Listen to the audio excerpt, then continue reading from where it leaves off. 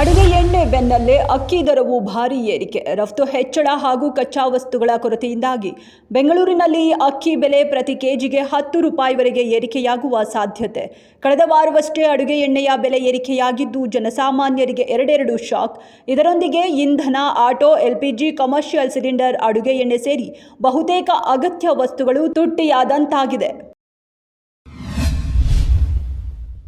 ರಾಜ್ಯಾದ್ಯಂತ ಭಾರೀ ಚರ್ಚೆ ಹಾಗೂ ವಿವಾದಕ್ಕೆ ಗ್ರಾಸವಾಗಿದ್ದ ಸಮವಸ್ತ್ರ ಕುರಿತಾದ ಆದೇಶ ಸರ್ಕಾರವು ತಕ್ಷಣದಿಂದ ಜಾರಿಗೆ ಬರುವಂತೆ ಹಿಂಪಡೆದುಕೊಂಡಿದ್ದು, ವಿದ್ಯಾರ್ಥಿಗಳು ನಿಗದಿತ ಸಮವಸ್ತ್ರದ ಜೊತೆಗೆ ಧಾರ್ಮಿಕ ಪದ್ಧತಿಗೆ ಅನುಗುಣವಾದ ವಸ್ತ್ರ ಧರಿಸಲು ಗ್ರೀನ್ ಸಿಗ್ನಲ್.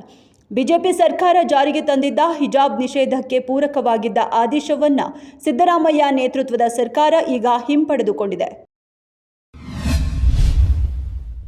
ರೀಲ್ಸ್ ಹುಚ್ಚಿನಿಂದ ಸಂಸಾರದಲ್ಲಿ ಬಿರುಕು ಮೂಡಿದ ಹರಿದ್ವಾರದ ಘಟನೆ.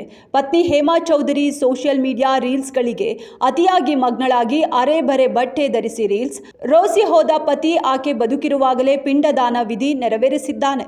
ಈ ಮೂಲಕ ಪತ್ನಿ ತನ್ನ ಪಾಲಿಗೆ ಸತ್ತಂತೆ ಎಂದು ಸಂದೇಶ ರವಾನಿಸಿದ್ದಾನೆ. ಉತ್ತರ ಪ್ರದೇಶದಲ್ಲಿ ಭೀಕರ ಬಿರುಗಾಳಿ ಮಳೆಗೆ 74 ಮಂದಿ ಬಲಿ. ಭೀಕರ ಬಿರುಗಾಳಿ, ಧೂಳಿನ ಚಂಡಮಾರುತ ಮತ್ತು ಭಾರೀ ಮಳೆಯಿಂದಾಗಿ ವ್ಯಾಪಕ ವಿನಾಶ.